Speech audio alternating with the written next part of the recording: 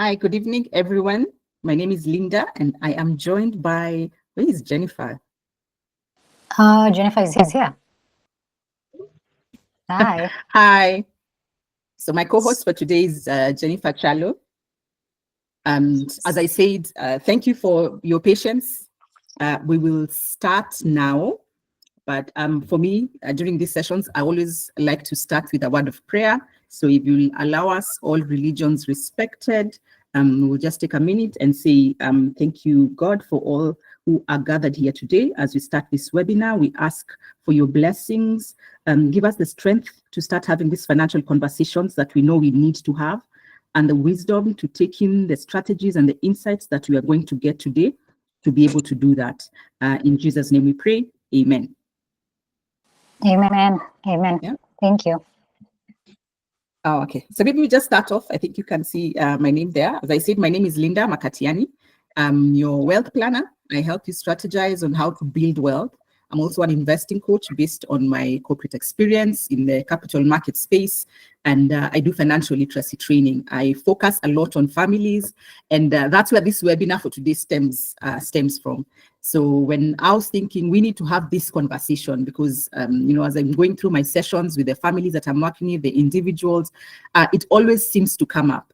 And I told myself we need to get an expert in this space so that they can be able to come and shed some light, so that when we are going out here and we're having these conversations and we're figuring out how do we even broach that subject, we are doing it from an informed point of view. So I'm very happy that we have Jennifer with us. I'll just give her a chance to be able to share about herself before now we can proceed. Thank you, Linda. Hi, everyone. My name is Jennifer Kyalo. I am a psychologist and I'm a writer. I talk about mental health wherever anyone is willing to listen and give me an opportunity to do so. So I'm always writing about mental health. I'm always creating content about mental health and sharing it on the internet. It's something that I'm very passionate about. So today, as Linda mentioned, we're going to be talking about money, and we are going to be bringing in the psychological perspective. And I'm excited to be able to do that with you all. I hope if you have any questions, you're going to ask them. And if you have any insight, you can share it with us. We do not know everything. We do not have a monopoly on knowledge, and your personal experiences are what make these conversations even richer. So happy to be here, and thank you, Linda, and I hope we can get to have a great conversation today.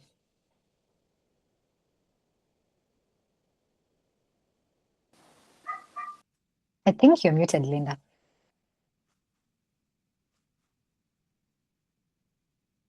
Linda, I think you're muted. We can't hear you. Known about it and I had muted. I was saying I want to give an overview of how this webinar came about. So last month, I normally have a webinar every month. And last month we had on family shared goals. And I would say like 90% of the questions we got was on this. How do we have this family? Okay, so yes, we can sit down and try to figure out coming up with like a family shared goal. But part of those goals, to achieve them, we need to have conversations around money. So how do we approach those conversations? And from that, I felt it was very, very important to be able to come together and have this discussion. Because when we're together as a family, love is the foundation. We come together because we have that deep attachment with one another.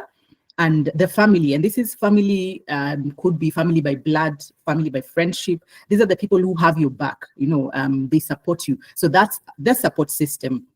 But for us to be able to have these conversations about money, about the financial issues that maybe we are facing or we are likely to face together as a family, we need to have that financial wisdom, because we see a lot of struggles, we see a lot of stresses, we see a lot of disruptions to our family setups. And when I talk of family setups, I don't just mean, like husband, wife, children, or your siblings or your parents. I'm talking family in general, including our relationships with, our friends and those who are near and dear to us.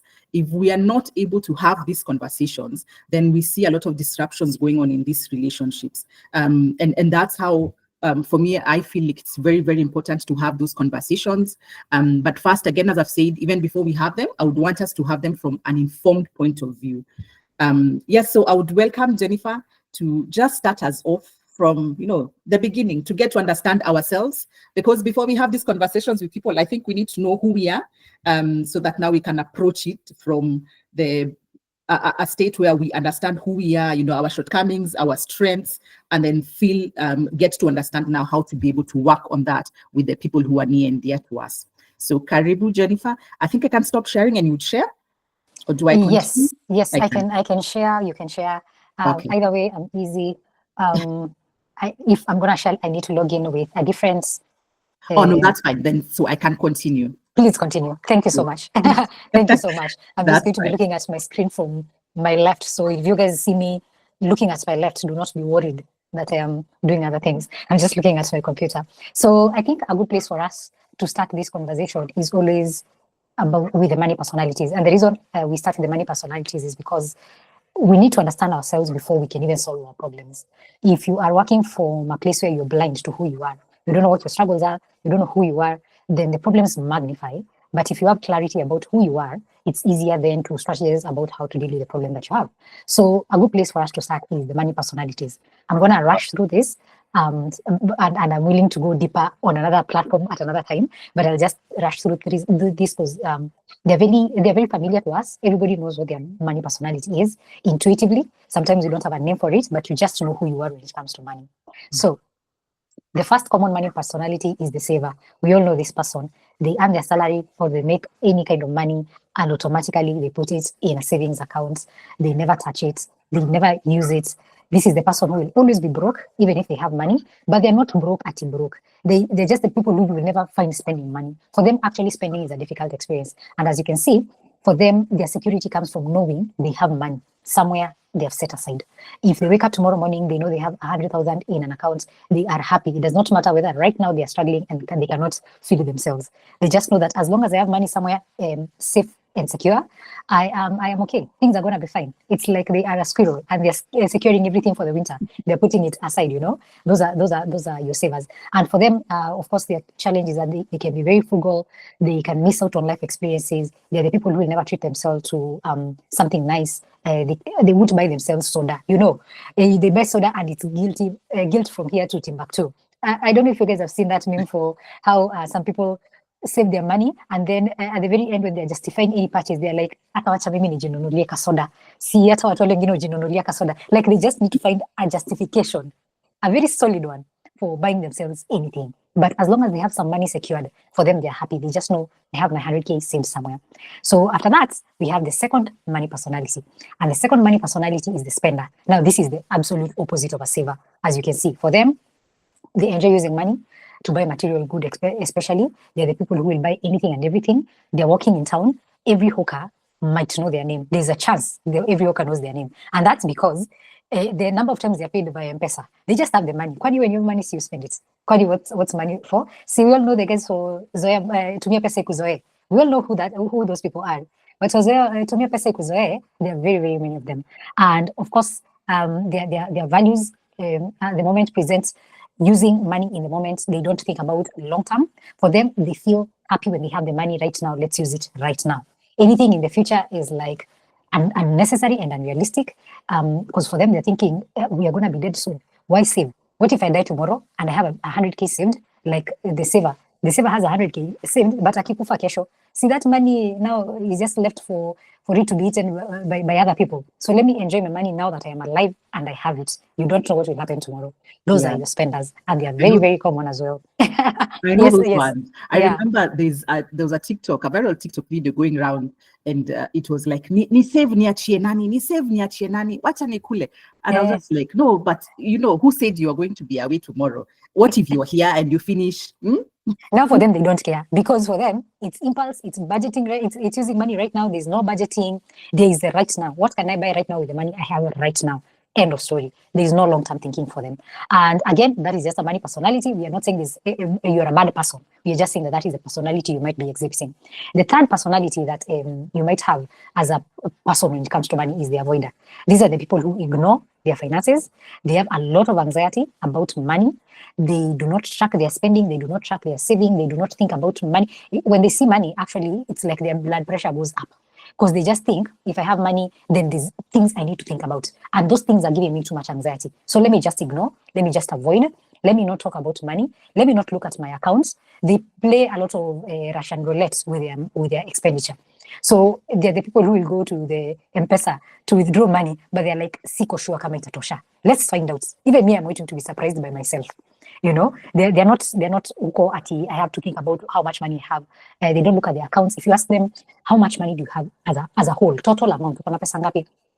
They'd be like, I don't know. They might know how many bank accounts they have. They might know how much money they roughly have in their M-Pesa, but they'll never know, like, I have 50 bob, mbele nyuma. You know, they never know those things. For them, it's just spend, and then they're shocked at the end of the month, and they're like, oh, hiya, I was paying at the supermarket and I didn't have enough money. Nilikuwa nimebaki na bob, you know. Those people exist, and again, it's avoidance. They have their reasons, but they exist. The fourth money personality is the security seeker. So security seekers are highly risk averse and they value financial stability. They prioritize insurance, emergency funds, and safe investments. They can be very cautious about their money, and sometimes they can miss out on potential financial growth. So there's a it's like a mirror of some sort between a saver and a security seeker. So it's like one of them fuels the other. They're not very different. But now the beauty is, at least with the security seeker, for them, they think about insurance and emergency funds and investments. They don't just save and put the money in their accounts. That is like the difference, the big difference. For a saver, their money is in their account. Wakienda kwa ATM, they can just look at it. I have 10,000 ndio hii. I want to see my money. I don't want to hear stories about my money is over there doing things. I want it here where I can see it. That is your security seeker. That is your saver. But your security seeker is like, fine, I have money, but I am happy to invest. But my investments are also going to be very safe bets. It's not going to be a risky investment. This is not the person you're going to call and ask them to invest in Bitcoin. That is not them. For them, they want to invest in land. I have seen it in your hill. I can wake up in the morning and go where my investment is. And that gives me a lot of security. That gives me a lot of safety. That makes me feel that my heart is at ease. I don't want heart attacks for at Bitcoin has gone up and down. That is not for them. So that's your security seeker. The next money personality is the risk taker. Obviously, a complete opposite of the risk taker, of the security seeker. The risk taker enjoys high risk. For them, it's high risk, high reward. They want to spend a lot of money and make a lot of money. For them, hakuna kubabaisha, you know. If you tell them we're investing in Bitcoin and tomorrow it's going to be up, they're like, sawa, eka 2 million. All of the money I have to my name. And they are very happy to do that. For them, risk taking, it's like, again, for them, they use money like a toy. For them, it's about what can this money get me and how fast can it get me that other thing that I want. For them, they're often drawn to entrepreneurship. They can invest in speculative investments, fast growth opportunities. Those are the people who will be, I don't know if you guys are familiar with angel investors, people who invest in ideas before they invest in a business. Those are your risk takers. They're the people who you'll tell them, hey, niko na idea, nafikiria nianze kuuza smoky kesho, they're like, shika 10K ndo uanze kuuza. Hacha story mob za, sijui analysis, no analysis, just start. Let's see what happens. Of course, your saver and your security seeker could never give you 10K to just go and start a smoky stand tomorrow morning. But a risk taker would. They're very impulsive and they can easily get into financial problems. That's the downside of being a risk taker. Because now if you're investing in any random thing, then probably things are going to go south in some of these investments. And if they go south, they could destroy you financially, like Kabisa, they could obliterate you. So that's the opposite of a security seeker. Last but definitely not least is the investor.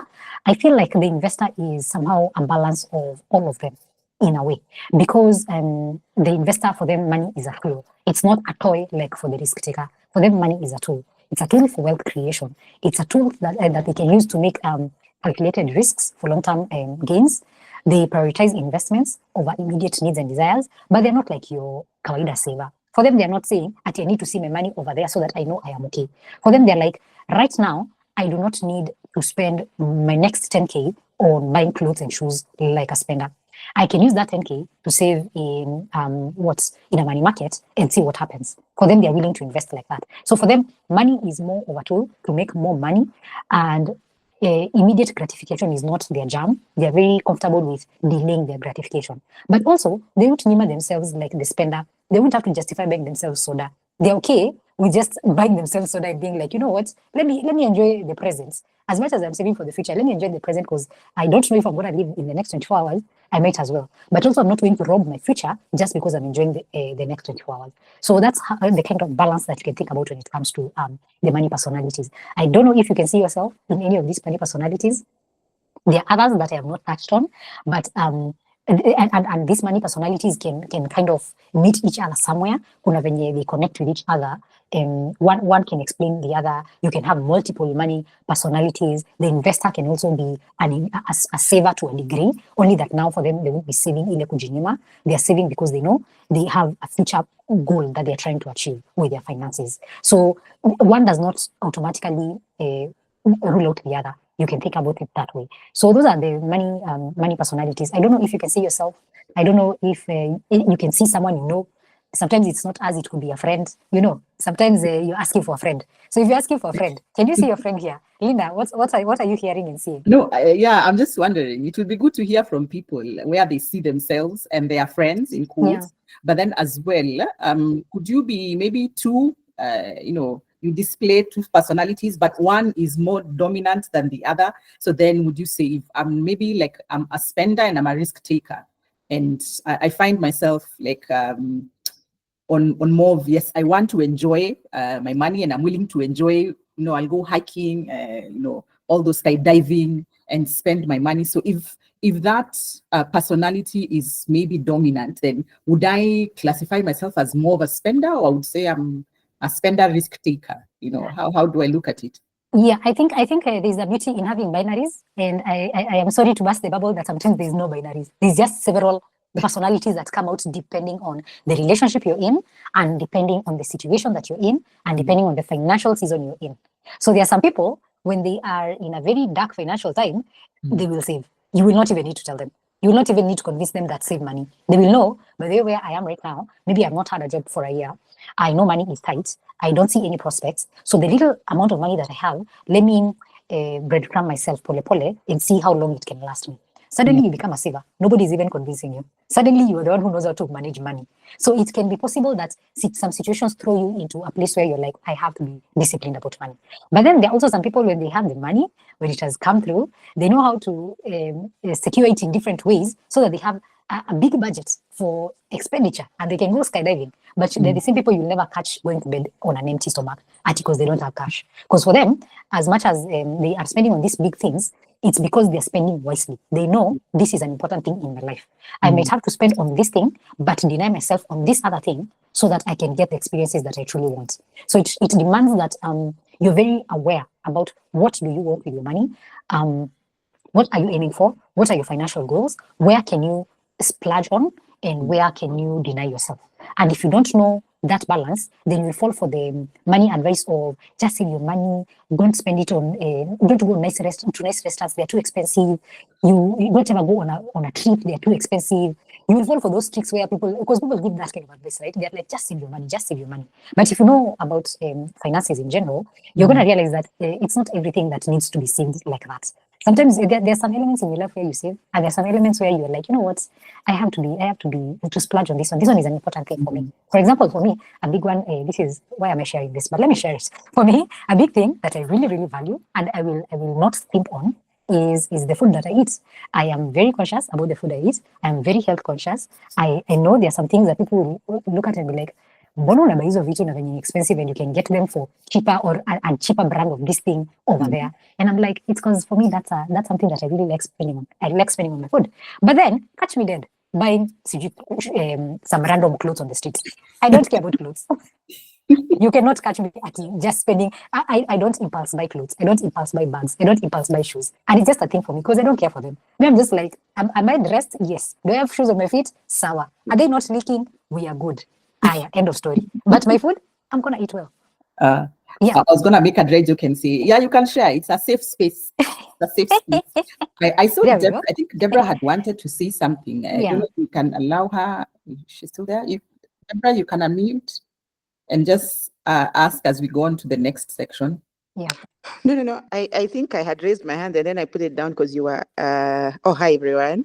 You were Hi. asking about our money personalities. And I'm just like, I think I have oscillated through the years. When I was younger, I was really a saver and really prioritizing saving over spending. I think I still am, but I also have a very huge avoidance streak that's going on right now. I used to really track my budgets. I used to track my spending, but now it seems like I'm too scared or terrified to even imagine how much I'm spending. So it's something that gives me anxiety, but I'm just like, if I don't know, then it's okay. But in terms of investing, I'm also maybe a security seeker, but hoping now to change the tide to become more of an investor. But I'm definitely gone from being a saver to an avoider. Yeah, that's really good. Thank you for sharing, Linda. Yeah. No, I was saying, yes, I do agree. You know, as you go through the different phases of life, you find yourself displaying more of a different personality based on the space that you're in then. Awesome. So maybe we can go to the next part of this conversation and see if we can get some information. So the next part is obviously the financial backgrounds and how they affect marriages, how they affect families and relationships just in general. And I think beyond this, it's also how they affect friendships, because there's a big issue about how money affects friendship. I think I read an article sometime last year about how money affects relationships, just friendships. How do you hang out with your friends? What do you do when you guys have to talk about money? If you have to talk about money, there's a lot that hinges on that. So what are the financial backgrounds and how do they affect it? Linda, do you want to tell us about this statistic? So this is when we were doing the sign up for the webinar, I just thought, let me ask people, because it's also good to get people's view on some of these things. So this was one of the questions we posed. So when you're having financial stress, how do you and your partner or you and your family, how do you handle it? And you can just see, like, majority we avoid that conversation because at times you'll find it either escalates to an argument, or now we end up, you're not talking about it, you're not talking to one another, it strains the relationship. So when people see that, then they decide, let's just avoid it altogether. But it was very worrying, and I'm seeing that is the importance of having this conversation, that very few would actually try to find solutions together and even reach the point where they see, okay, maybe we have shortcoming on this, we don't understand how to proceed, so let's seek advice to from someone who can be able to help us. So that's avoiding the conversation. For us, I think it's one thing we need to avoiding the conversation. Yes. And we are looking for now those practical tips to be able to do that. Yeah. And I think a big part of it is also because when you are, let's say, single, when you are living alone, you're not in a romantic relationship, or when you are not having these conversations with your family, it's very easy to plan for yourself when it is you, your money, your job, you are alone and you're figuring things out for yourself. You're pursuing just your goals. The moment you add another person, and then that other person and you decide to add minions, several of them, then now you have a whole family that has babies, and you have to think about these things, not just for yourself, but also for the entire family. So it's understandable that avoiding the conversation is one of the things that come up, because this is difficult. If it was easy, we would not even be talking about it, right? So this is a touchy subject. So maybe we can go to the next slide and talk about the problems that exist when you need to talk about finances and how your family background might impact your relationship and your family in general. So the different money personalities that we've just spoken about right now don't understand each other most of the time, and that strains the family or the family relationship, or even the couple. If I'm a saver and I'm in a season of saving, and you're a spender and you're in your season of spending, then it may be very difficult for us when we come together to figure out how then do we proceed as a team. And this is not the only problem that couples ordinarily face, because there's this thing we call the family of origin. In psychology, when you come to therapy, your therapist will talk to you about stuff to do with your family of origin. So we are all carrying things from our family of origin. That is the family where you were born, where there's your father, your mother, and your siblings, if you have any. There's something, no matter how perfect your family looks like, or no matter how perfect it feels, I promise you there are things that you carried from them that when you bring to a new relationship with somebody who also has things from their family of origin, those things are going to clash one way or another. It does not matter how good your individual families were. So some of the challenges that you may see when it comes to these different personalities, money personalities, is questions asking about, like, first of all, how do we talk about money? Do we stay transparent about money? Do I tell you every money that I own? And do you tell me every money that you own? Or any money that you stumble upon in the future? Are you going to tell me about it? Ama, kila mtu akae na maisha yake, kila mtu ajipange, where kila mtu ajipange. I don't want you to know my money. And if you want people to know about your money, is that the expectation from the other person? Because it's okay. You may be like, yeah, let's be fully transparent about money. Me, I don't have anything to hide. But sometimes you're not transparent because you have something to hide. Sometimes it's just that you're like, I think I want to keep this one to myself. And your reasons are your reasons. Nobody's judging you. That is just the reality, right? So the question becomes, do you become fully transparent about money? If you become fully transparent, what does that mean?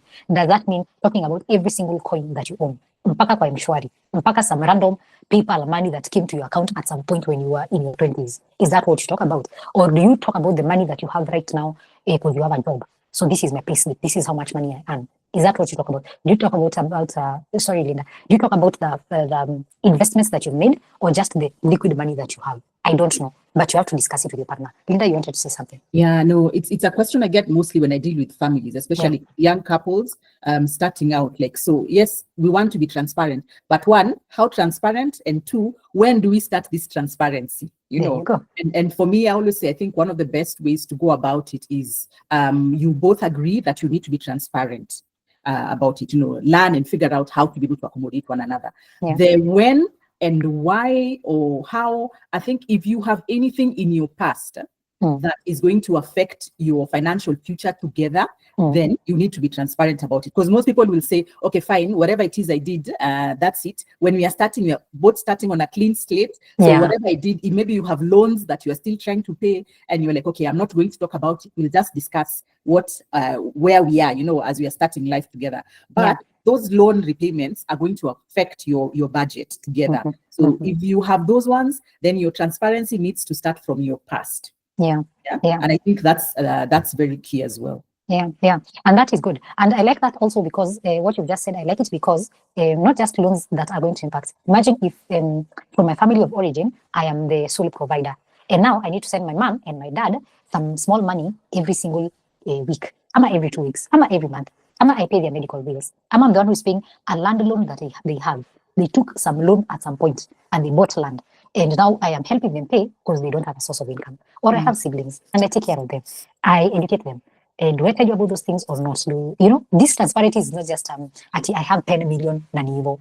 It's beyond that. It's a very big conversation. And anyway, as in the past, I may have mentioned this somewhere else, about 20 to 40% of divorces are influenced by money. It's because money was a problem. And money is one of those things. If you guys are having a problem, it will be front and center. If you guys do not have a money problem because you've already discussed the financial issue, it will probably disappear from your conversations. And you'll just be like cruising and you don't know, we don't talk about money. Why? Oh, we already addressed it. And it's just like that. When it's a sore thumb, it's a sore thumb. There's no arguing. So that's about transparency. Of course, again, as you can see on the slide, do you have a joint bank account or not? How will you deal with the finances in the household? Do you save? Do you invest? If you're a saver, and me, I'm an investor, and me, I want to invest in something ukombele I have found out. Do I invest my money or do I invest our money? Do I invest the one that is in the joint account? Do I invest just the thing that I own? You stay with your money? I don't know. But you guys have to figure it out because the relationship is yours, right? What counts as luxury? That's a very, very big one. What do we consider? Some people consider olive oil a luxury, and some people don't. So now we're arguing about olive oil. But really, what we're arguing about is what counts as luxury. Me, I think you're wasting money because you're buying some random expensive oil. You could just buy Kimbo. I'm a chipsy, you know. But why are you buying olive oil? That's a thing. How do you budget? Who controls the budget? Who determines how much money goes into what item of the budget? For me, I am big on food. So if I'm big on food and I meet somebody who does not care and does not bother about food, and I want to spend a majority of the budget buying expensive food, then how do we have that conversation? That becomes a question. So those are some of the clashes that you could think about. I think the next part would be about power and control. For some people, when it comes to money, there's a huge element of power and control. For them, they see it as a weapon.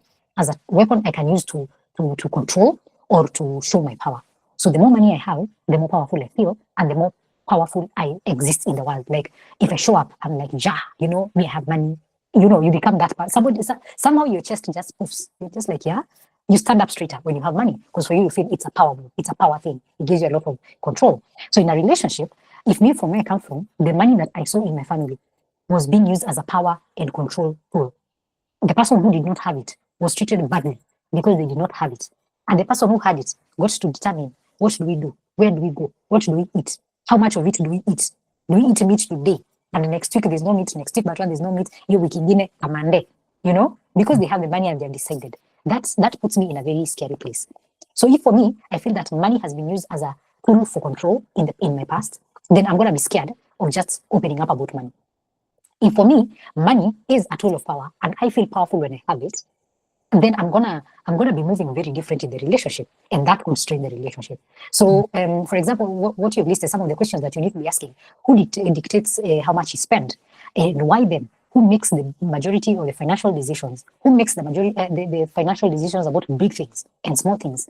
You want to buy a Range Rover. Me, I want to buy a Suzuki Alto. You know, what do we do now? You know, and again, we have asked the question of transparency. Me, I have the money, and you don't have the money. Now, who gets to determine this decision? You know, it becomes very tricky. An important one, apart from the accounts, who controls the accounts? What happens in case there's a financial issue? All those things. A big one is the careers that we pursue because of the way we think about money and our money personality. Depending on the way you think about money and the way you're brought up and the way money, whatever role money plays in your life, it's going to influence the kind of careers you pursue and how long you stay in those careers and some of the things that you accept to do in those careers when you retire. Those things are going to be determined a lot by the way you think about money. If for me, financial security is seeing money every single month coming into my account, I am likely to stay in some very abusive jobs because I'm like, hey, I can't afford to not see money coming into my account. I can't afford the uncertainty. I need to see money. If I am married with somebody who, for them, they are a risk taker, they are out there removing money from the account and investing in some random smoky trolley guy to start and expand their smoky business. And for me, I need to see money entering, not leaving. That becomes a problem. I don't know what their career is. If they are a business person and me, I am not business oriented like that. So we are going to have a problem because you see their career is clashing with my financial personality, my money personality. That becomes a huge problem. Some people determine their retirement based on what their money personality is. There's a lot of avoidance, secrecy, financial infidelity, which is hiding money decisions, which can erode trust in your relationship. So, for example, if I am hiding that I have spent 2K buying a small bottle of olive oil, because if I tell you, you're going to be like, where's you getting more Kimbo? That becomes a problem because I'm going to hide more and more. And again, if I am spending my money or the money from the joint accounts, you see how these conversations are just so connected. You can't tackle one without the others because all of them influence one another. So those are some of the things that you can think about when it comes to power and control when it comes to money. The next part that we need to talk about is parenting. So when it comes to parenting, if you have kids or if you're about to get kids or you're considering to have kids at some point with the person that you've gotten into a relationship with, you will want to think about what does money mean in our family and when it comes to our kids. What are the most important things for our children? Is it the school they go to? Is it the neighborhood that we move to? Is it that they engage in extracurricular activities? Is it that they have hobbies? And if they have hobbies, which hobbies are expensive and which ones are affordable? How do we determine what to give them? Which school is expensive and which school is cheap? And how do we determine that? And if, for example, for me, education is the most important thing. I don't care even if we live in the ghettoest of the ghetto, but my child goes to a very good school. And for you, you're like, hey, apana, let's manage our money. Let's put them in the regular school. Masomo ni masomo. And now they are going to some random school that you cannot name in public because you're even embarrassed to call that name. Yeah. And for me, now I'm feeling like my power and my control is didimia kidogo because if I can stand up and say, my child goes to the University of Nairobi, and you want this child to go to some random university that sounds like it was started by an MCA in the middle of March, now we are complaining, now we are arguing, and we are arguing about education. But it's because the education means something to me. The school that my children go to means something to me. And if we have not discussed that, that can become a serious problem. Because now what do we do with the kids? Do we save for them? Do we take insurance for them when they start school mapema? When they are born, do we automatically fungua an education account? Do we set aside a trust fund for our children so that they never have to struggle when they are adults? Do I believe in trust funds? Do we even have the money for trust funds or do we eat the money now? What do we do? Those become the big questions about parenting. So up to that point, maybe I should take a short pause and just hear. Yes. What are we talking about? What are we doing? If I could just add on the parenting bit, coming from a parent, me being a parent myself, it's children pick cues from even the conversations that you're not having loudly. There's small signs. They come to you and they ask, I would like to have this and you say, Uliza baba yako, so then they get to know, oh, so that is the one who has the power to all those things. So you grow up, and that's a child maybe now as they grow up, part of their background will be, I have to make sure I can stay in that job that I'm stressed, but I don't want to be in that point where the decision on what I do with my finances or my money is based on someone else, making those decisions. So it's, I think the parenting bit is also very good to have those discussions even before you have these children, so that you are aligned. What is important to me is education is very important to me. Where we live is very important to me, because I am very particular about the kind of influence I want my children to be. So I want a nice controlled space. So if I want a nice controlled space, then that means if we are aligned, then part of our goal will be, can we either buy land or buy a house that is maybe controlled, so we are not living in a flat and all those stuff. But if I'm thinking those things and my husband is not aligned, then he'll be like, what are we going to spend in a house with a compound? We can just live in a flat. Why do we have to take them to a private school? We do all these things. And you will get kids coming to ask. I have a teenager, and most of the time they come and test you. So they will ask you, my friend has this gadget. It's the latest gadget. Do you know it's like 100,000? Mommy, would you buy, something that is 100,000? But there, with those questions, dependent on how you answer, now they start seeing how to place. Okay, so this is how my mother thinks about money. This is how she handles financial situations. They might end up going to, they pose the same thing to the dad to try and see, are these people aligned? Or can I be able to manipulate my father more easily? Or do I go to my mom? So I think the conversations really have to be there.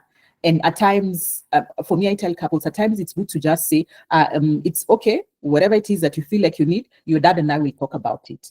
Or if it's your parent asking you for something and you are married, you're like, okay, I will inform, I'll discuss it with my husband and see, or we'll discuss it as siblings and see, because it goes beyond just husband and wife. You get siblings where maybe one parent will call sibling one and ask for something, and then they know, because you guys are not talking, they will call like the third one and ask and give them the same story and get money from all of you. So it's getting them to understand that we have that open conversation.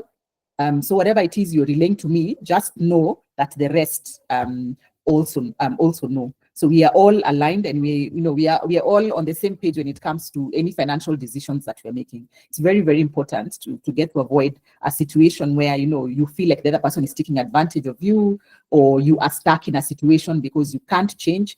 You would want to, but you don't know how to broach that subject. I might want to be home to raise my children, but I can't bring up that subject with my husband because maybe he's the one for counting pennies. Is like, both of us have to work because we need to achieve 1, 2, 3 things. And when you look at all those goals, you're like, if I was to leave employment, we will never get anywhere. And then that becomes a strain. So you get stuck in a job that you don't like, and then that stress gets translated into now family strain. You are not conversing properly with the husband, your relationship is strained, your relationship with your kids is strained, because now you feel like even them, they're at fault. It's because they are here that I cannot I cannot have this kind of life that I want, and all that. Yeah, but yes, I think it would be good to get maybe just 1 or 2 comments, because as we said, some of these things, we are all learning from one another. We all have different experiences, and it's just good to get people's views as well. Yes, please. Somebody say something. Tell us what is landing for you. We have a red hand. Another says, "Weh, it's a heavy conversation." Yes. Class 1, the princess. Hi guys, I love this conversation. I think for me, the challenge, especially with the parenting aspect, has been I'm in a co-parenting situation where it's not very particular on. But I think the thing that I've really tried to showcase, because I've been through different money phases with the separation of the relationship. Where I was initially the very strong breadwinner, but I think she still looks to me, even when she gets money from her dad, thank God, she still looks to me to find guidance on how to spend the money and on how to save it, because I tell her to use the Chums app, which I monitor and stuff like that. But also setting the precedent of, well, because this one I didn't have the choice but to become the controller, as it were, the power and control, as it were. She still looks to me, even when she knows I'm not the one with the financial power. She's still like, but the best decision maker is here. The more reasonable. I don't know how reasonable. Like, I mean, reasonable to her. But yeah, as in, the more reasonable power is with me. So I've really been trying to have those money conversations because I didn't have the same resources when I was growing up, which is why we thank God for you guys being here. But yeah, essentially that's just, but I wonder how I can, because as she's getting older also, she's getting a little more independent, and therefore like understanding that she can use the loopholes to, maybe there is some money that she hasn't talked about. Maybe there is sometimes that she asks me for something and asks him for something, and and she can manipulate him because he has to put money in place of presents. So I don't know. I mean, do you have any advice on how you can sort of manage that situation without it getting out of hand? I think that's the question I would have to the group and to you guys. Yeah. I think, Linda, you should take this one. I would. Yeah, you're the financial expert here. I'll tell you what, and I tell this to my clients, what my mom told me, and this is just even beyond money. This is just on parenting as a whole, that you have to keep talking to your children. Have those conversations from when they're small. It could be it starts with about nothing, they've gotten hurt or how their day was. But as they grow older, then they always come back to you. So they will have those conversations. So if they do reach the point where once in a while, as you grow, you start stretching those to limits. So especially in a comparative situation, maybe, the other parent is, as you've said, substituting their presence with money, and the child feels like, if I go and I'm being fully honest with my mom about this, then she's going to make me maybe put all of it in my chum's account, and I want to spend some of it. She might keep it, but if you have those open channels of conversations, it will come out at some point, because she's gotten so used to talking to you and getting advice from you, or just sharing with you how her day was, the decisions she's making, what she thinks about life in general, and all that. And somehow it comes out. And now that's the point where you have to apply a lot of emotional intelligence, where you don't rebuke, but you try to understand where she's coming from. So if she did hide getting some money from the dad, where did that come from? What did she want to acquire? Maybe she wanted to buy a gadget. Then you'd say, okay, fine. Even if you shared, we would have worked out a plan for you to be able to get it while still putting some money aside for something else that you can do. So when you have those kind of conversations, then maybe the next time they get tempted to, let me not tell my mom, or let me not tell my dad, they will remember that, they will not accuse me, but they'll try and understand where I'm coming from. So they'll actually be very open with their thought process of how they want to spend that money, or the decision they want to make as pertaining, any financial issues that they're having, and they will reach out to you.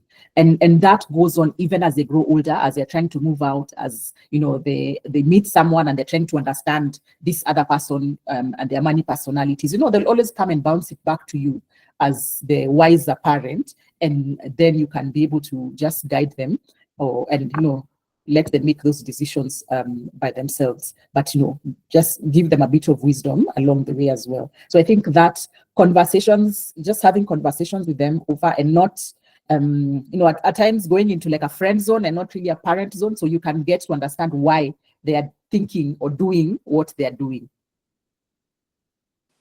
Yeah, I think that's a good one. And I think also maybe something small I would add is to always look at it as every behavior is usually serving some emotional purpose. And so when your child is doing some behaviors, it's always a good idea to approach it from what are they trying to achieve with this, not necessarily where are they truant and where are they bad mannered, where are they not, I'm not saying that's what you're doing with your child.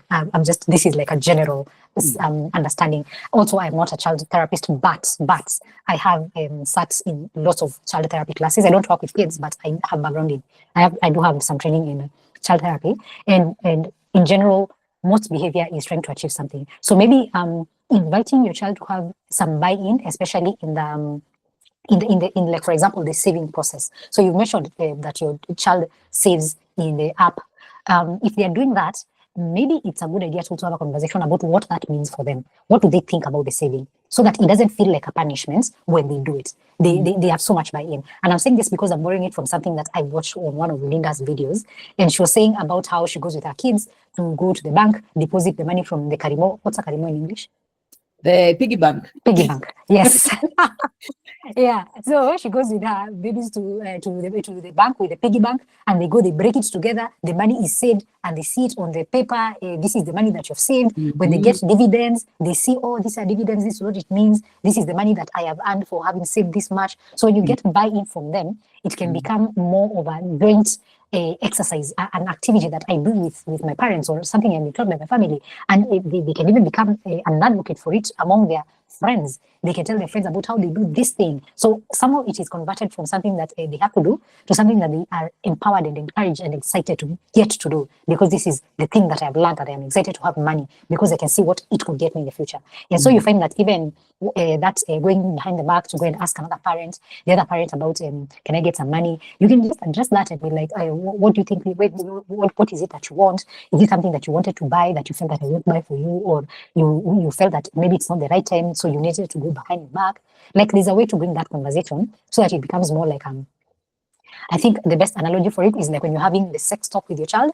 It's not going to be don't do this, don't do the other. It's going to be understanding what are their questions, what are they curious about, and what are they interested in finding out, things like that. So it becomes a very, very different conversation.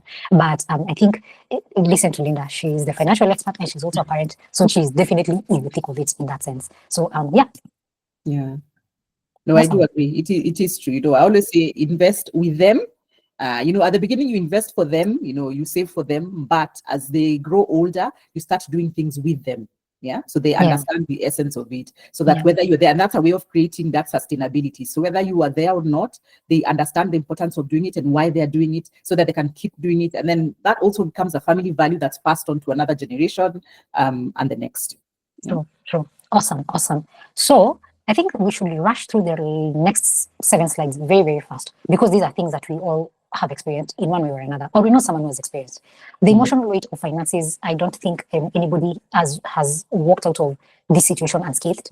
Money carries deep emotional weight because it is tied to survival, to identity, and to power, which we have spoken about.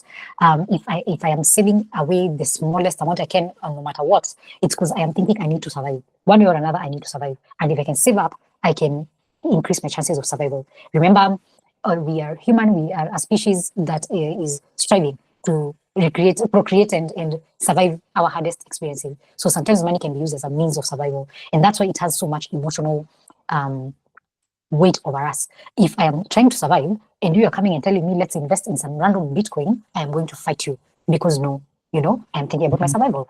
It's the same case for power. If I feel that investing in some random Bitcoin is going to give me a lot of power, I'm going to throw away cotton to the wind, and try to find a way to survive, to survive and have that power.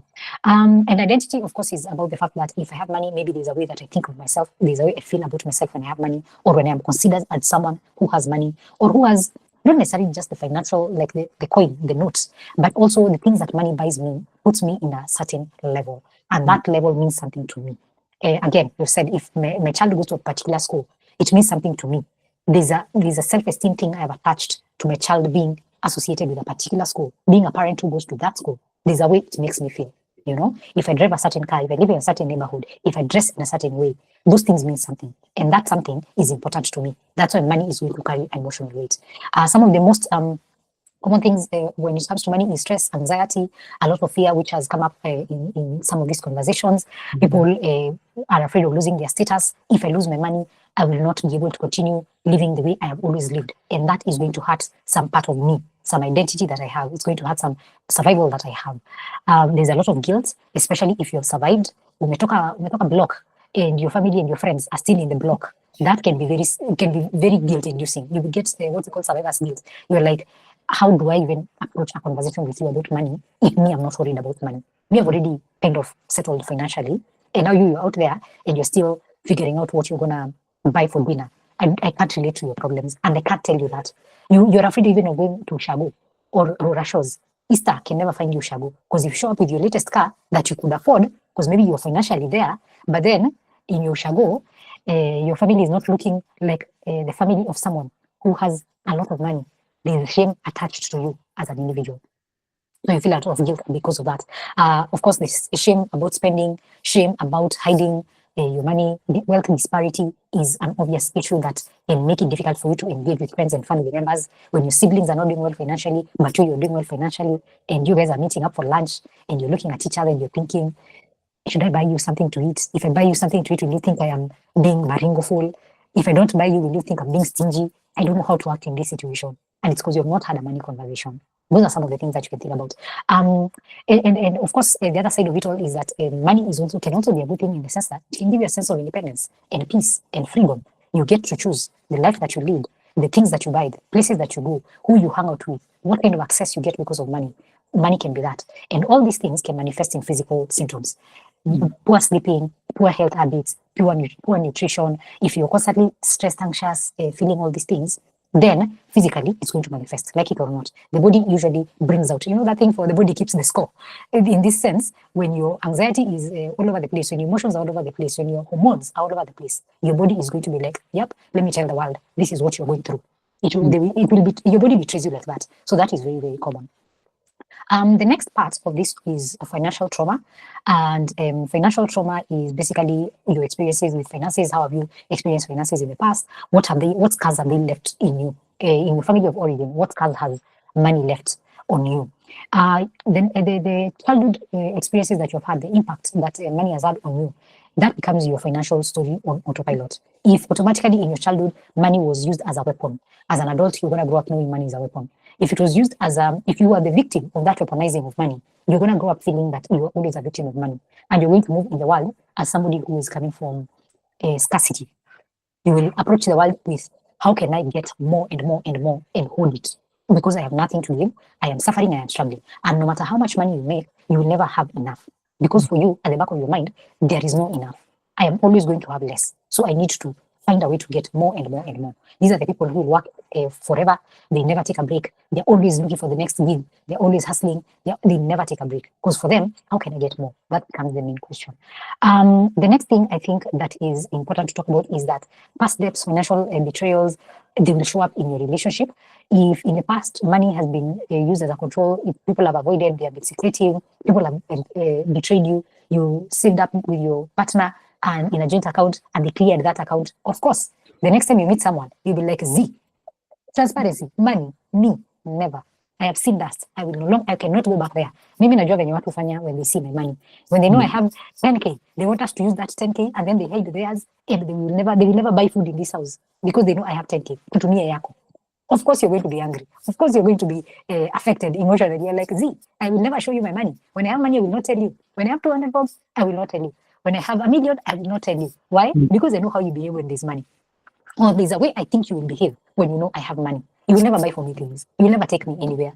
I will have to pretend I am sick for you to then buy me yogurt, This becomes the thing that is at the back of your mind because you're thinking, I have been betrayed before. I have seen this story before. I know how it plays out. So of course you're going to feel something. And this is very, very understandable. I'm not saying you're a bad person. I'm saying you're having a natural reaction to a very unnatural experience. So it's normal that you would feel that way.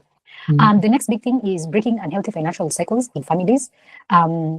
Scarcity is learned and so is abundance. So just because all these things we have spoken about are sounding like problems, it does not mean they don't end. They do. So just as scarcity is learned, so is abundance. If past generations lived in debt, neglect, and financial anxiety, then you, as an individual, right now, who is in this webinar, or who will watch this at some point in the future, your job is to disrupt the pattern. Your job is to break that pattern through financial literacy, financial boundaries, new money beliefs, and new money habits. If you've always known that in my family, Sisi, we don't have money, it does not mean that now you will never have money. If you've learned that my family is poor with managing money, it does not mean that now it is your role to carry on that belief. It is actually your role, because now that you know, it is now your role to actually break it. And if you don't, then you don't get to complain anymore, because now you have the information.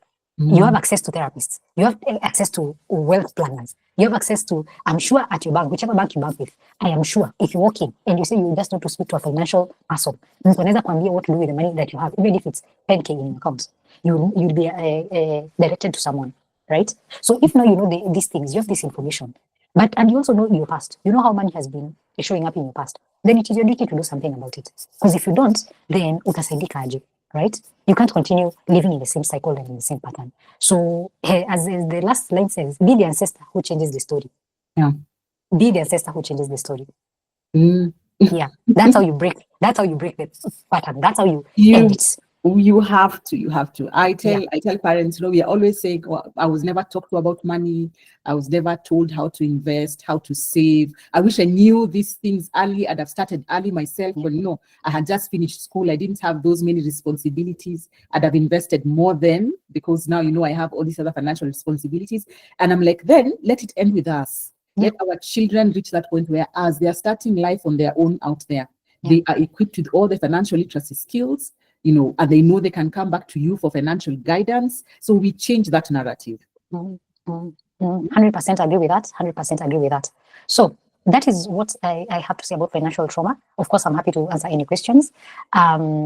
So yeah, let's see what the next slide tells us about this money conversation. And Linda, you want to tell us? Yes, I've shared a poll as well, just to get people's feel on what are the most money disagreements you have in your household. Share that, but this as well is just based on that financial trauma. Judging, coming from the fact that we all are carrying a lot from our past, and it affects how we are handling and the decisions we are making now. How do those experiences shape the financial discussions that you're having now? How do they make you feel? And as you can see, most people who are like, okay, stressed, anxious, frustrated. It could either, frustration with yourself because you feel like your partner or your family don't understand you.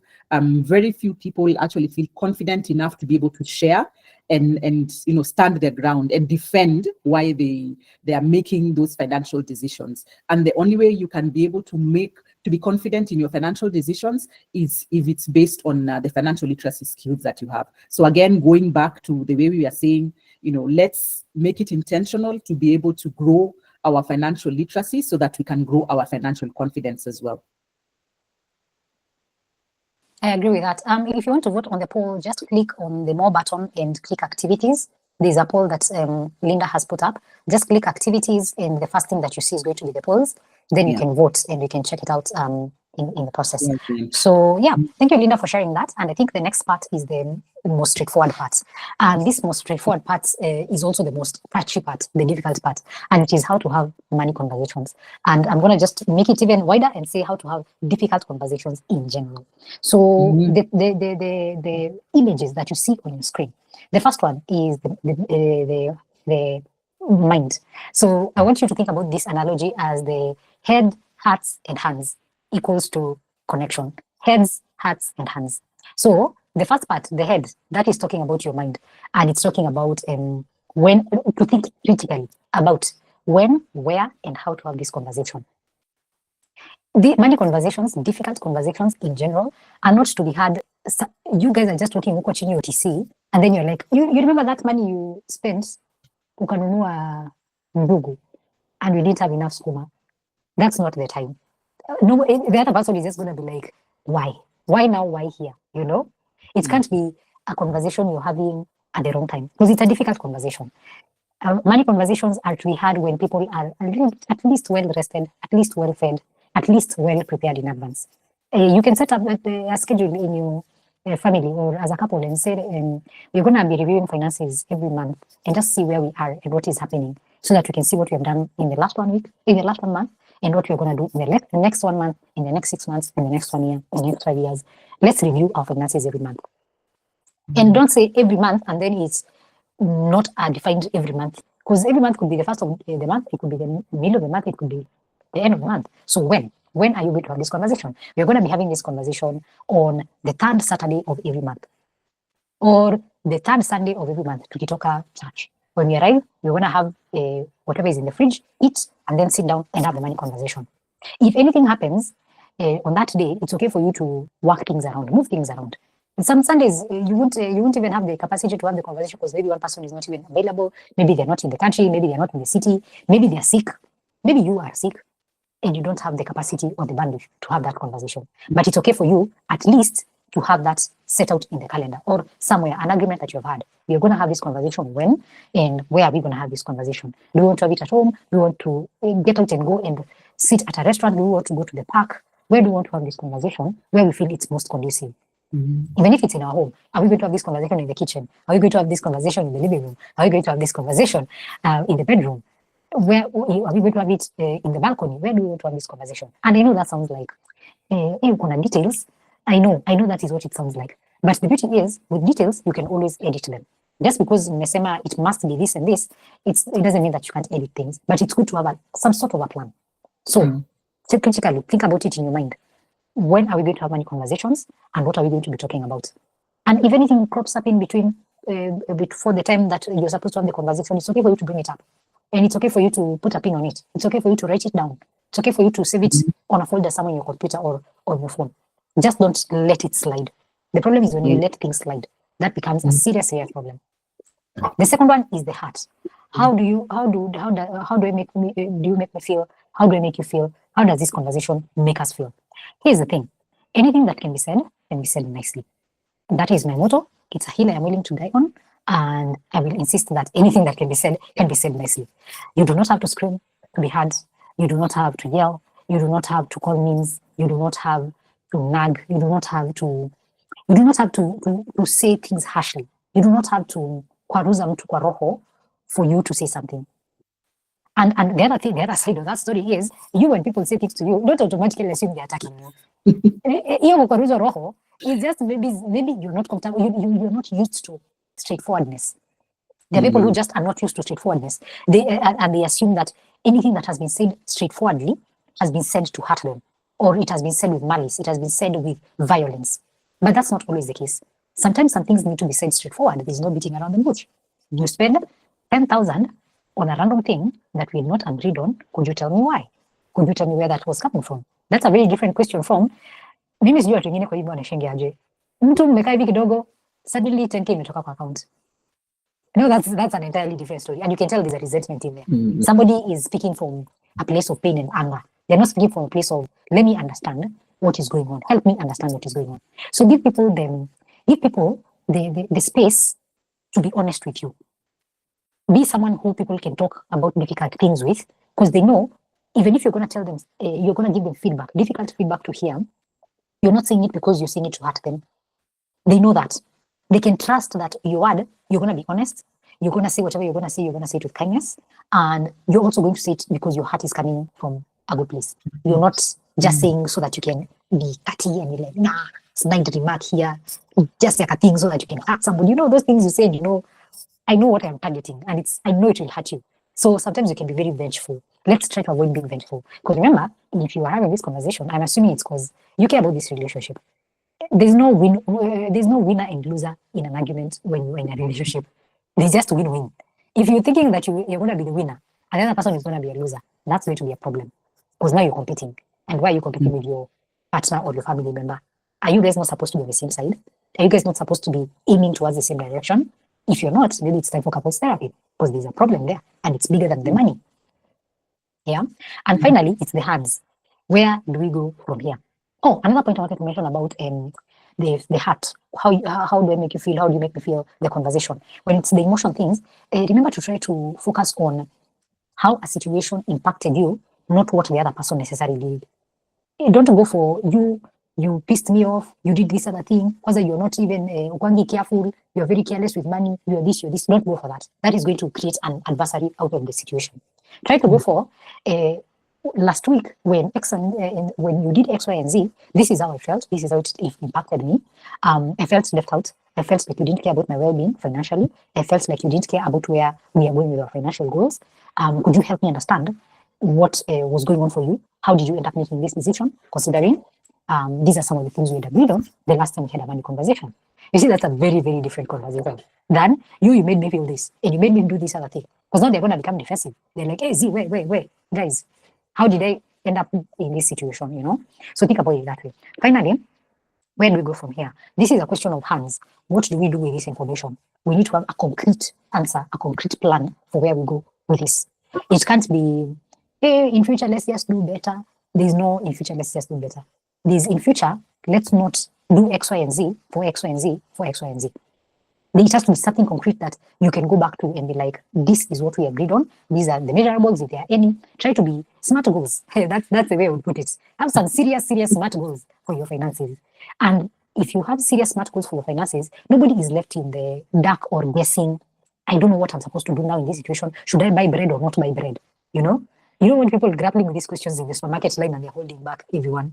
Yeah, everybody needs to have a bit of clarity about what do we do now that we have had this very difficult conversation. And from there, it's very easy for you now to move to connection and joy. Why? You did not attack anyone. You had the conversation at the right time, and you have concrete next steps. Action steps have been clearly put out. This is where we go from here. Now that X, Y, and Z has happened, this is where we go from here. And that's how you get connection and joy. Why? It's a win-win. We are both aligned on where we are going. We both agree on what we need to do. So that kind of summarizes everything that I had to say about this topic. And I can leave you with just one quote that says, a conflict delayed is conflict multiplied. That means that if you do not have this conversation, because you're delaying it because you're just like, it's just a difficult conversation, I don't want to have it, it's going to hurt them if I have it in this conversation, they're going to feel angry. You're just delaying a conflict and you are going to multiply it because it's going to pile up and then you're going to explode. And then now when you're exploding, there's no even room for repair. There's no room for connection and joy. So that is kind of how I would think about these things. And that's where I would leave you to think about and mull over some of the things we're just talking about. Linda, rescue me from my money. Let me just chip in on the money conversations from my experience, both, as coming from a large family, married into a large family, having those conversations. What I found is very key. One is who is part of this conversation, as we are thinking about talking through, because we don't want to reach the point where it becomes a conflict, then we want to be able to tackle it earlier on, then who is part of this conversation? So who is it going, and one of the bases you use for that is who's going to be impacted by the decisions we make in this conversation. So anyone, I'm guessing adult, with the kids, you could explain the reasoning behind the decisions, but anyone who's that conversation is likely to impact. If it is you and your siblings having conversations, then it is all of you to be there, because you don't want to create a situation where you're doing the right thing. You are having conversations as a family, but you sidelined one for one reason or another. They might feel like, okay, why am I not part of this conversation? Are they talking about me? And all those things. So when you reach the point where now you're like, okay, let's include you, they'll be like, no, they won't buy in, because they feel like already in the beginning, you are not including me. So it's even as you're planning out how to have this conversation, it's to decide who's going to get affected and make sure that everyone is involved. At least they're given the opportunity to decide whether they want to get involved or not. So they can't come back and say, you are having this, you made this decision, but you did not ask me for my opinion. You didn't listen to my reasoning behind why we should do it or why we should not do it and all that. And then it's also being open about what are we going to talk about early on, because at times as well, it could give people time to go and find out more information, so that when you're having this session, these money conversations, and everyone is coming and chipping in, maybe ideas, they're chipping in research that they have done. So you make the conversation very rich if everyone is aligned and they know this is what we are going to talk about.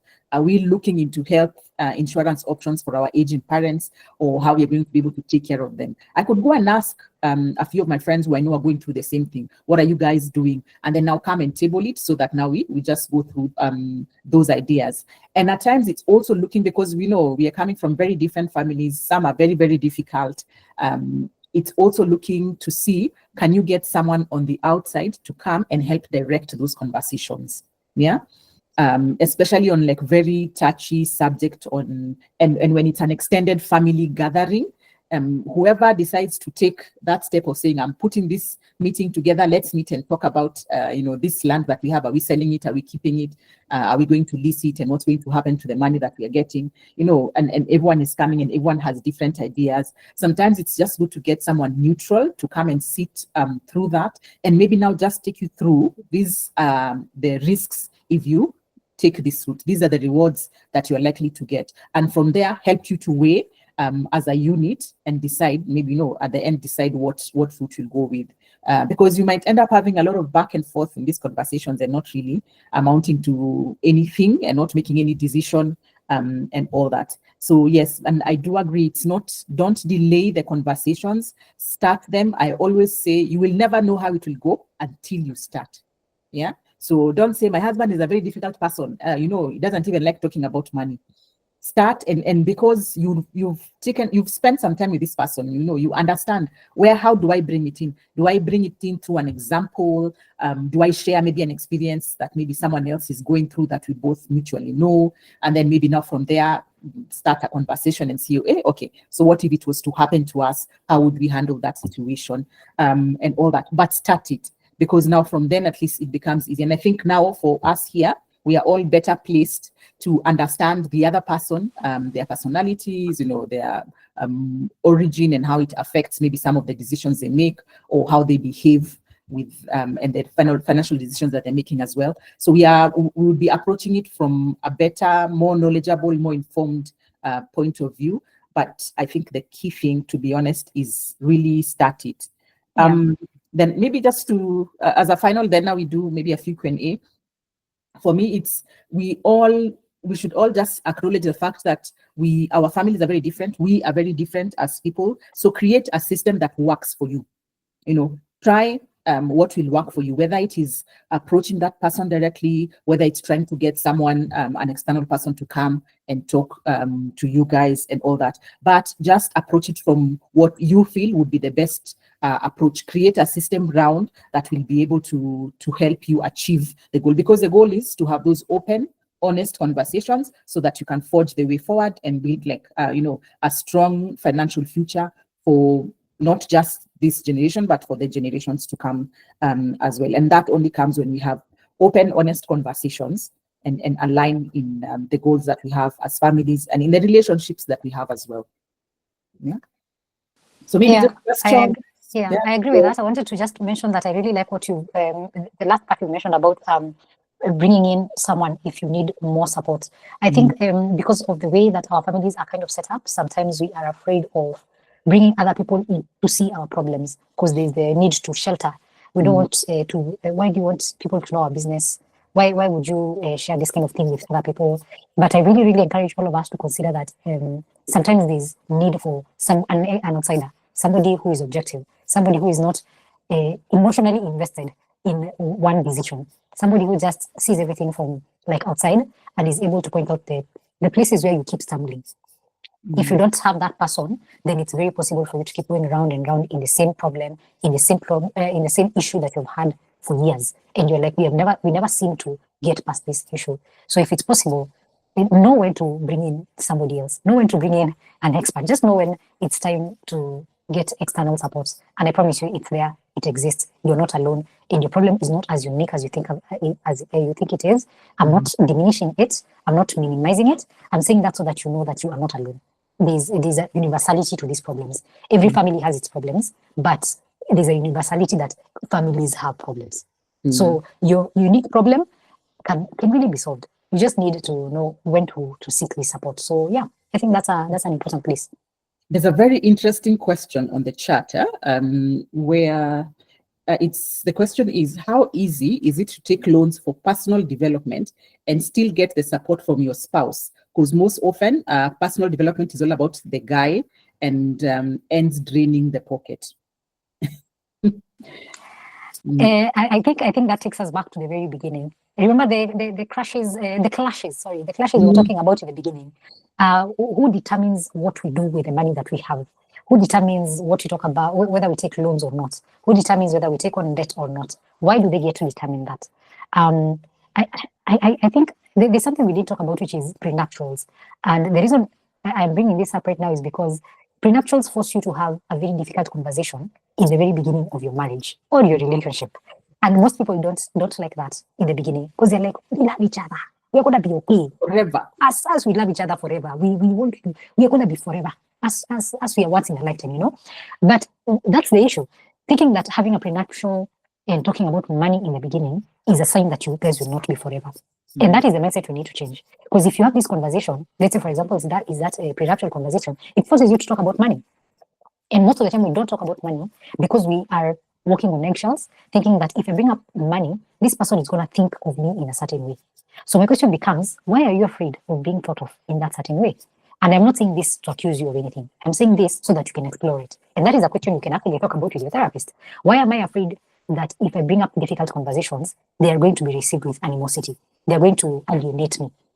And there could be some thing from your past that influences that feeling, right? It could be that in the past, you have actually faced a lot of animosity for bringing up a difficult conversation. So it's not coming from nowhere. But then it becomes, now that I know this, I need to address it. I need to deal with it because not every conversation is going to be met with animosity. We need to approach things with the hope that these conversations are going to be accepted. These conversations are going to be encouraged. And if we are seeing there's a problem, then let's address that problem mapema. So the issue of whether about taking personal loans, first of all, that sounds like a very personal question in the sense that we need a little bit more data for us to be able to give you an actual answer. We need more information, which is beyond the scope of this specific call. And again, it's confidential information. But what you've just said, that these conversations usually, this personal development is always about the guy. Of the other person. I'm stuck on the is all about the guy, because that sounds like a very specific issue. And also, it's a generalization, which is not true. There are many relationships where the development is not just about the guy. It's about both of us. Why? Because we have had a money conversation. So I would encourage you, talk to Linda somewhere, who is a wealth strategist, a financial advisor, to help you figure out these things. And also talk to a therapist to help you understand the conversation that you're having in your relationship as a couple, because there's a lot there. What I would say is, you have to look at personal development as an investment. And it becomes, and it's an investment, especially in a family setup, a couple setup, it's an investment for both of us, not just one person. So it's when we have those discussions like, okay, so I want to do my master's, it's going to cost us 1 million shillings. And of course, if we are going to take a loan for me to be able to pursue further education, then it is going to be our loan, even though I would be the one going. But it's looking at it from the point of view that, yes, I would be the one pursuing that personal development, but who is it benefiting? And that takes me back to the initial quote when we started, when we were saying love is the foundation. So yes, we love one another. Family is a support. So we are supporting one another through this. I want to invest in my own personal development, but at the end of the day, the people who will benefit, it's me, it's my husband, it's my children, it's my family, because maybe I will come back, I will get better pay. We can now our family pool in terms of our financial capability improves, and then it's the financial wisdom as well, looking at it that it's not a personal gain, it will be a gain for us as a family. So if we approach it from that angle, I think then we stop looking at it as he's only doing it for himself or she's only doing it for herself. Or maybe now she gets that PhD, she becomes a doctor, she's going to start looking down on all of us. And again, it goes back to those conversations and how early you start having them. Because if this is something that you'd wanted to pursue, some personal development, some course, how early are you starting to have this conversation?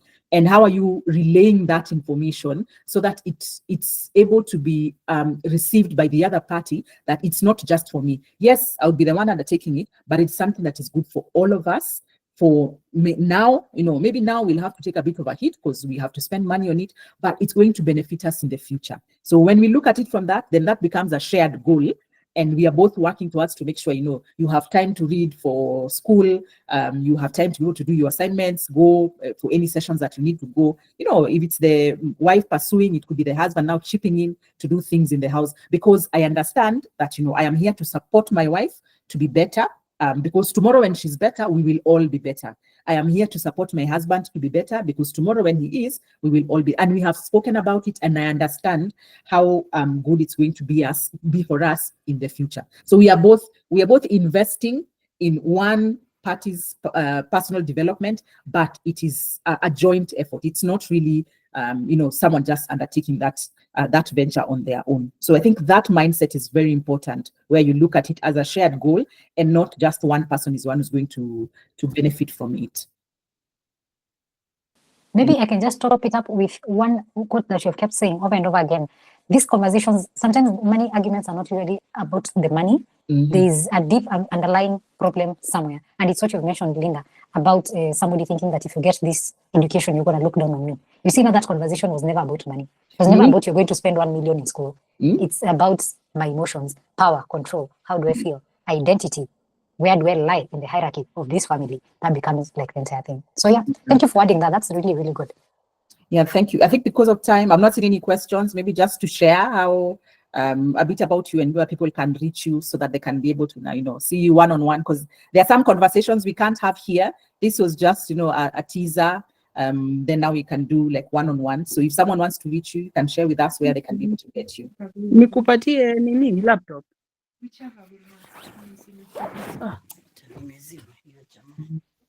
I think we have them. yes. All right. Awesome. So I make up this in the beginning. I work as a psychologist. I work with individuals over 25 years old, and I offer personal therapy. I also work with groups. I offer group therapy. If you and your family want to invite me to your next upcoming family meeting, or your Easter holidays, and you've decided, let's bring a therapist to tell us what is going on in our family, or to help us have one difficult conversation, you could totally look for me. I work with corporates as well, organizations. I help them build mental health strategies for the employees. If you are a business owner, if you are working in a company, you can tell your HR that you know a therapist somewhere who could come and help you create an effective mental health strategy. And it's not about coming in and talking about what is stress and what is workplace anxiety. It's beyond that. It's a whole mental health strategy. So those are some of the things I do. I write books, as you can see on the screen. I have published 3 books. I am happy to have you read them. You can click the link. It's going to be shared, I think, in the resources at the very end. Yes. We'll send you an email with all the resources, and you can buy the books. Yeah, find me on the internet. I'm always talking about something on the internet. I'm on LinkedIn. I'm on YouTube. I have a podcast. Check out the links, and you'll find me somewhere on the internet. But thank you so much, Linda, for having me here. I really, really appreciate it. Yeah, no, thank you so much for the insights. I think it's been a very interesting conversation. Yes. Yeah, thank you. Thank you so much, Jennifer, for agreeing to come. Because I was looking at that conversation, I was like, it's very heavy. I want someone who has that experience and expertise to come and share, and you've done an amazing job. And I'm sure most of the ones present here will be able to reach out. This webinar is also recorded, so it's going to be up on the YouTube channel, so you can always go back. If we call it ruminating, where you go back and you're like, hey, what did Jennifer say? How do I do this? You can always go back and revisit the webinar. We'll share the link, but it's going to be up on my YouTube channel, Finance for Families. But I think with that, it's just saying thank you so much to everyone for being here. For me, I think those are my contacts. As I've said, my biggest role in this life is to make sure you and your family are aligned when it comes to your finances. So I help you have those tough money conversations. I help you start having those conversations, figure out how to start having those conversations even with your children, from the piggy banks to the savings app to investment accounts, to them now starting to acquire assets, or even as a couple trying to figure out how do you navigate from saving to investing, and just corporate as well, just financial literacy sessions. Find me on LinkedIn, on Instagram. I think those are the ones I'm very big on. But this session is going to be on my YouTube channel, same Finance for Families. And do reach out, even just engage one-on-one. I do a lot of one-on-one sessions because people don't really want to share that much about their money issues in groups. So it's very important to have those one-on-one. And I always say it's part of investing in yourself, because then you are growing your knowledge, you are growing your financial confidence. And as we've said, for us, for all of us, we are intentionally changing the narrative. We want the generation that is coming after us and after them to be financially confident very early on in life, and to have all the financial literacy skills for them to make informed financial decisions. And I think with that is to just say thank you for all of you. Do give us feedback. You can reach me. I've shared my email there. If you feel like there's a topic, especially family focused, that we can try and handle, please share that with me as well. And I can try and curate something, and we can have a session like this again. But with that, thank you, and good night, everyone. Thank you so much, Linda, and thank you to the audience. People, make sure you look at Linda's channel and podcast and Instagram. Yes. She has the best contents. I've always been looking for a financial person on the internet, and I finally found you, and I am so impressed. I even plugged my family members. Thank you. Yeah, she's the best. She's really the best. Thank you guys for coming through. We really appreciate you. Thanks. Have a nice evening. We are free to leave. Yeah. Thank you. And claps back to everyone for being here. This is an investment, 1.5 hour investment for Yep. each of us. We have left this place better, more informed. Yeah. Thank you, guys. Kwaherini. Good night. Thank you. Good night.